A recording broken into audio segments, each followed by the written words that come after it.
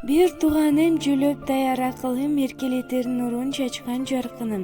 Сени менен дүйнөм түгөл жыпчылуу, сагынарым мээрим берген жакыным демекчи Ысык-Көл облусунун Жети-Көз районуна караштуу Боз Бешек айланан тургуну. Бир тууган сиңдибиз Мырзабек кызы Самараны 27-июль 19 жаш өздүк майрамы менен куттуктайбыз. Асманың дайыма ачык болсун, күндөрүң гүлкө чачып турсун. Тоодой болуп бакыт сага тартуулап, ден соолугуң бекем болуп жадырап, жакшылыктар улам артып эселеп, көп көрө бер бул жашоонун жыргалын. Бакубат өмүр сүрүп, жашоонун узагын сүрүшүңдү, бактылуу болушуңду жараткандан тилейбиз деп атасы Мырзабек, апасы Жийде, эжелери Гүлназ, Венера, Жанара жана сиңдиси Света куттукташат.